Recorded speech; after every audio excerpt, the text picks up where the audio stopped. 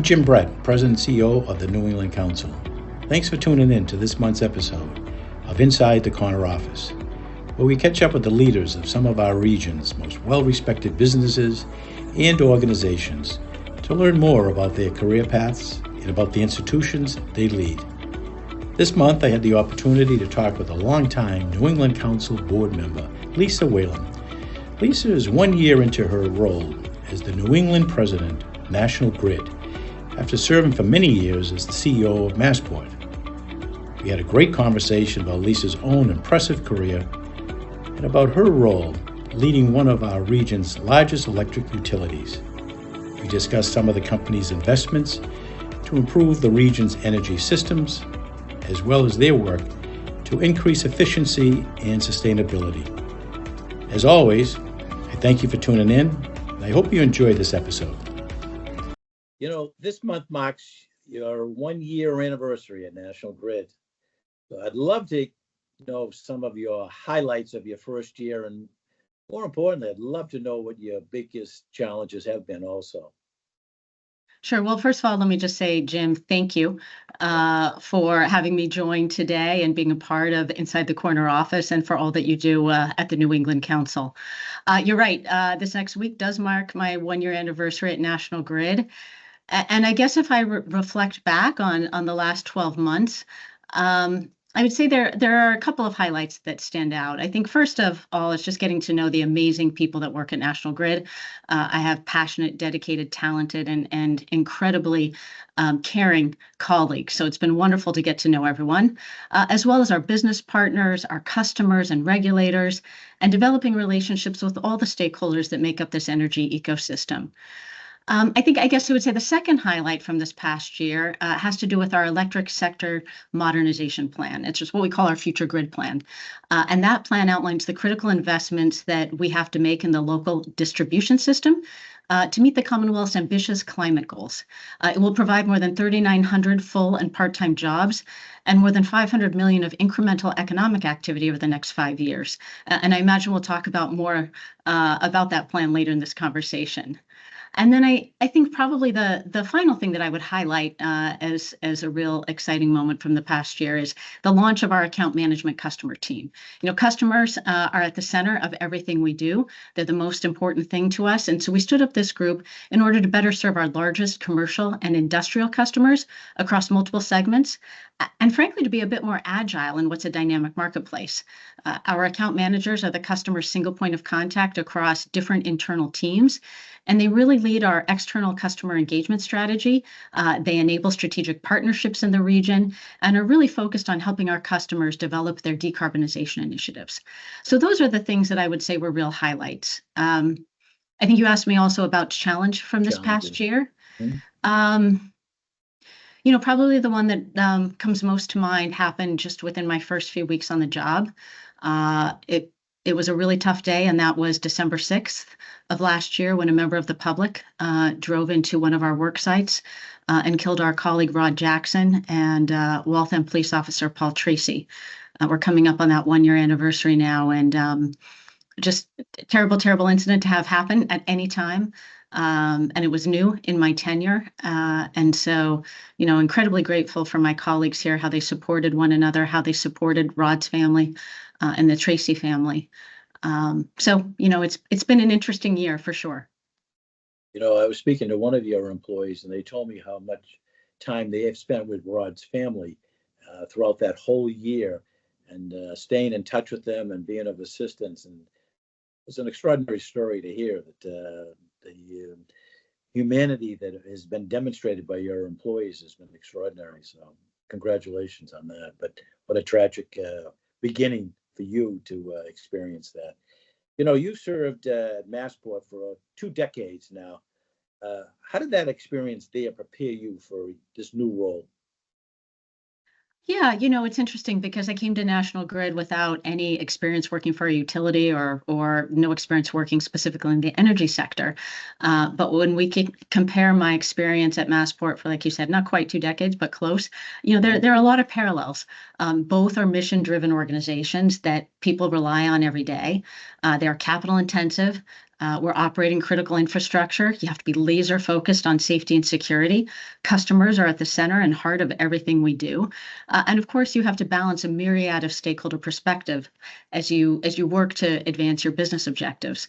So even though I didn't have the very specific sector experience, a lot of similarities and parallels. You've had a very impressive career in infrastructure and now energy industries. But I was really fascinated and a bit surprised to learn about your first job out of college was as a news assignment editor at CNN. So were you initially interested in a career in media? And tell us a little more about your career path. Yeah, whenever people look at my resume, they try to figure out how did this all come together? Because it has been anything but linear for sure, which I think is true of many career paths that are unfolding today.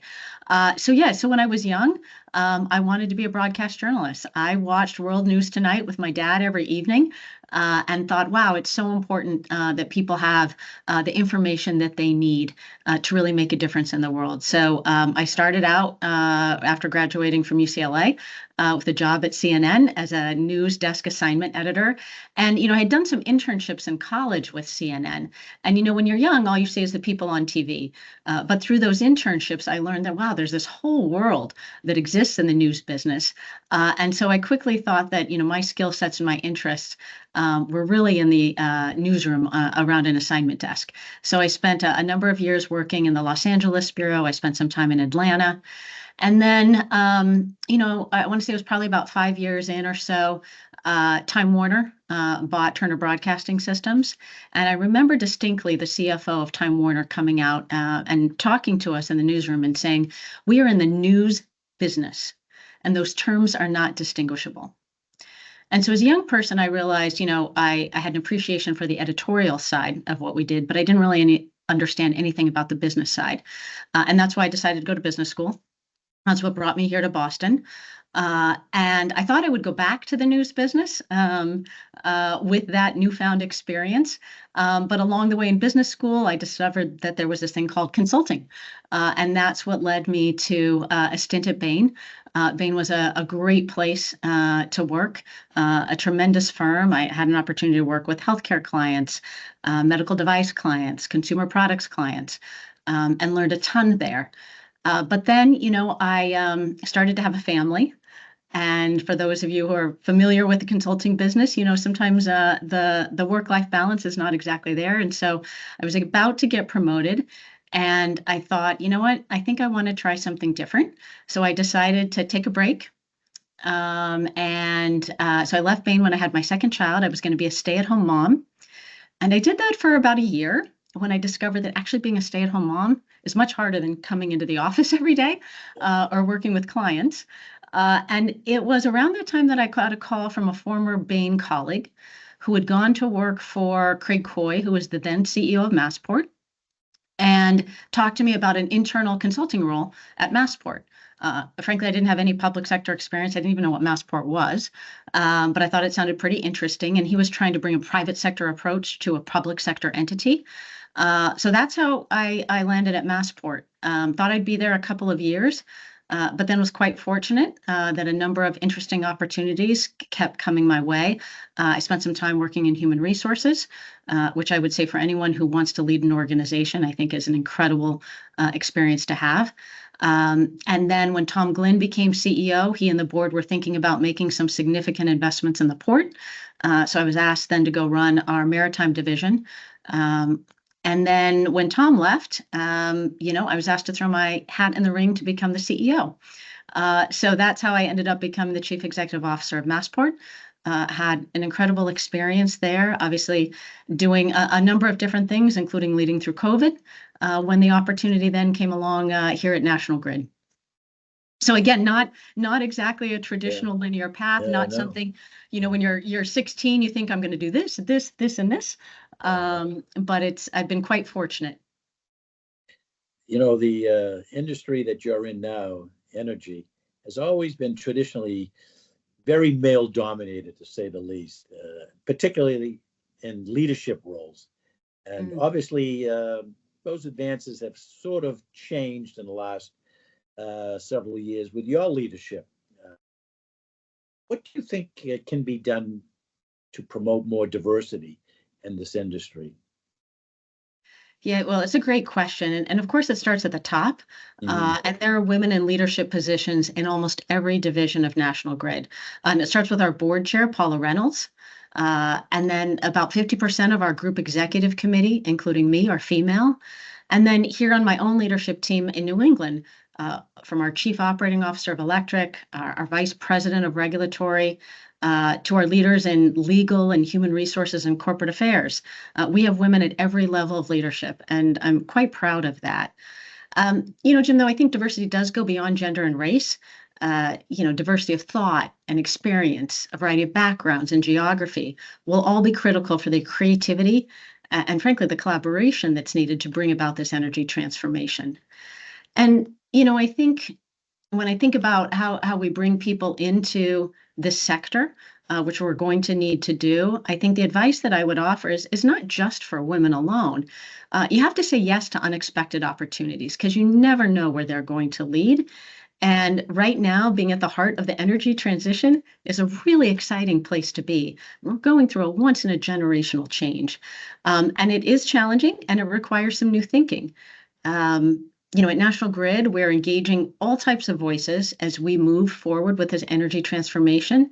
And as a matter of fact, just a couple of weeks ago, we have a venture or innovation arm called National Grid Partners. And NGP hosted a conference here in Boston that brought together utilities and startups and other innovators in this space to help build collaborations that will accelerate our decarbonization transition. So you don't necessarily have had to have spent your entire career in energy to be able to get involved and make a real difference. So, is there any one sage advice you'd give to a young woman that is interested in a career in the energy sector? Just do it. Just do it. Lean in and join there. And I think the thing is people aren't aware of all the different kinds of opportunities that exist. Oftentimes people think you have to have a really technical background, that you have to have been an engineer. And while we do hire a number of engineers, and we have a number of female engineers in a variety of levels across the organization, there are a plethora of different roles that lend itself to a variety of skill sets and capabilities that are all going to be needed to enable this energy transformation.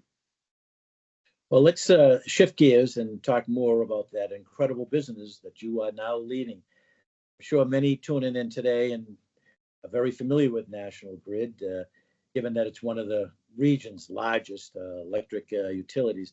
But can you give us more of a bigger picture of National Grid as a company and the role it plays right here in New England? Yeah, sure. So, at National Grid, our job is to connect our customers to the energy they need to live their lives, from heating their homes to powering their businesses to supporting their communities. And every day we focus on doing just that safely, reliably, and affordably while building a sustainable energy future. We serve 2.4 million customers across 240 cities and towns in Massachusetts, and we employ close to 7,000 people. And, when I say serve, of course, that means we provide the energy people need to live their daily lives. And of course, people see us out there in our trucks responding to weather events, helping to keep the lights on. And I'm also, when we talk about, contributing to our communities, we're proud of the things that we do beyond just keeping the energy on here in Massachusetts. Recently, we were so grateful to be able to send 100 colleagues down to Tennessee and Florida. They helped restore efforts after the aftermath of Hurricanes Helene and Milton, and they did incredible work there. So incredibly proud that we were able to help out. And then right here at home, it's really important that we give back and that we support our communities holistically. We contributed more than $4 million to local charities last year, and I'm proud that our teams logged more than 13,000 hours of volunteering in organizations across the Commonwealth. And also earlier this year, National Grid announced a $35 billion investment in energy systems, including, I believe, $14 billion right here in New England. Can you tell us a little more about how these funds will be used and what will the impact be in terms of both meeting climate goals as well as economic growth? Yeah, well, at National Grid, we are one of the largest investors in the energy transition here in the Northeast, and we're focused on building a smarter, stronger, and cleaner energy system that can also help meet the state climate goals while ensuring reliability and affordability to all of our customers. And it's no secret that grid demand is increasing. We're committing this really unprecedented level of investment in energy infrastructure to ensure that we can meet that future demand. And that future demand requires that we invest in transmission infrastructure. We need to continue to invest in our core distribution system as well. In addition, we need to upgrade and construct new infrastructure to make it less susceptible to some of the strong, unpredictable weather events that we see, frankly, year-round now. Increasingly hear about wind, and as more renewables come online, not just wind, but also solar and batteries, they need to be able to connect to the grid, and that all has to be built. And so that's a big part of this investment plan that we have. The other thing that's important to emphasize is our investment is not just in the things that you would typically expect, but it's also in new technologies, things like smart meters. Smart meters give our customers more control of their energy use. They provide customers very detailed information about how and when they consume energy. And in doing that, customers can opt to lower demand during peak times, which really helps all of us. Our region has some very ambitious goals when it comes to emission reduction and sustainability. But at the same time, I understand that National Grid still sees a lot of demand from customers who still want to connect to natural gas. So how do you balance meeting the customers' demands while also working to help meet some of these climate goals? Balancing a myriad of stakeholder interests, Jim. You probably know that very well over all the things you've done over the course of your career. I think at the end of the day, we in Massachusetts, we have to be both climate leaders and economic leaders. And that means we have to provide safe and reliable power. And you're right, we do see demand for natural gas connections by companies and institutions that are important economic drivers here in the Commonwealth.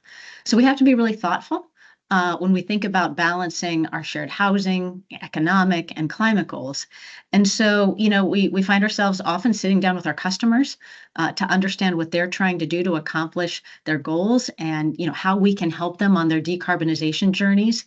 And so, I think we have to think about that collectively from an infrastructure, from a policy, regulatory, and a competitiveness standpoint. And so I think the bottom line in doing that is we need a policy landscape and a regulatory framework that supports investment to achieve all of our shared goals. Back in January, you visited my neck of the woods, Dorchester and Franklin Field housing complex with Mayor Michelle Wu to announce a new geothermal project. Tell us a little more about that project, and which I understand could be, and more broadly, how National Grid is looking to new technologies like geothermal power to increase efficiency. Yeah, it's one of those technologies that we're experimenting with. Let me try and describe it at the very highest level. So the ground below your home or business maintains basically the same temperature year round. And that temperature is warmer than winter temperature and cooler than summer temperature. And so geothermal systems use a heat pump and an underground pipe or loop to move that air between the ground and your home to maintain a comfortable climate year round. Geothermal systems run on electricity, and they are a really good way for customers to reduce their greenhouse gas emissions and ultimately play a part in the energy transition. What we don't yet know is if geothermal can be scaled into a network for an entire community to be able to tap into. And so that's one of the things that we're excited about being able to pilot in Boston at Franklin Field. And what's I think particularly interesting about Franklin Field Apartments is that it's a multifamily building that's owned by the Boston Housing Authority. So we have this public-private partnership at work. And it's a project that will explore the challenges of geothermal in this multi-home unit, something we see a lot of here in Massachusetts. And at the same time, it will give residents in these EJ communities affordable and clean energy. As we think about geothermal and we continue to study it, what we're finding is that geothermal systems for one home or for one building, particularly if it's new construction, are fairly straightforward. And we talk a lot about that with some of our C&I customers. Network geothermal can be a bit more challenging, particularly given some of the older housing stock here in Massachusetts. And so that's what our pilot projects will really help us to understand kind of some of the challenges, some of the opportunities, some of the barriers to help determine if this is something that we can really expand across the state. You know, in recent years, we've seen an incredible advancement in technologies like artificial intelligence, rapid growth in the data center industry. But for all those benefits, these new technologies require a massive, massive amount of energy. So can you tell us a little bit of what you're seeing and how National Grid is planning to meet these ever-growing energy demands? It's a great question, Jim. You know, every day we read in the newspaper about data centers and AI consuming large amounts of energy. And, you know, so we at National Grid are projecting widespread, pretty significant load growth across our electric networks, driven by manufacturing and, of course, economy-wide electrification, driven by heating and the electrification of transportation, as well as the development of AI and data centers down the road. You know, ISO New England, our system operator, predicts that in order to meet our state climate policies, both electricity demand and peak capacity will more than double by 2050. And so the question is, well, what do we do now to meet that future demand? Because it takes a long time to build new transmission lines. While we have new manufacturing facilities arising, you know, interest from data centers and large wind and solar projects are being built across the region, and they need to be able to connect to the grid. And so it creates a little bit of a gap that we have to plan for and address. And that's why we're making these unprecedented level of investments, strategic investments to build out a smarter, stronger, and cleaner electrical grid. And that includes the $14 billion of investment that we plan here in Massachusetts. I mentioned earlier our electric sector modernization plan. What we call our future grid. It creates a path to upgrade and expand the electric grid. Our future grid plan will accelerate the connection of renewables. It will introduce new customer programs to encourage energy efficiency and also the adoption of clean energy right here at home. And, you know, the thing that I love about our ESMP is that we developed it in partnership with many of our equity stakeholders. So the plan took into account their input as we thought about how we would build a smarter, stronger, cleaner grid. And so, you know, as we move forward with those investments over the next 5 years, they are designed to increase the capacity of our grid by 1 gigawatt by 2030, to connect more solar and battery storage projects. And that will support more EVs coming online. It will support more buildings being electrified. And over that time frame, we anticipate supporting about 500,000 electric vehicles and more than 84,000 electric heat pumps than we have today. You know, over the last several years since we launched this series, I've had the opportunity to talk to leaders from every sector of our region's economy. And the one common challenge that seems to be the issue that every single industry is grappling with is workforce constraints. Can you tell us a little more about what you're seeing in the energy industry when it comes to workforce?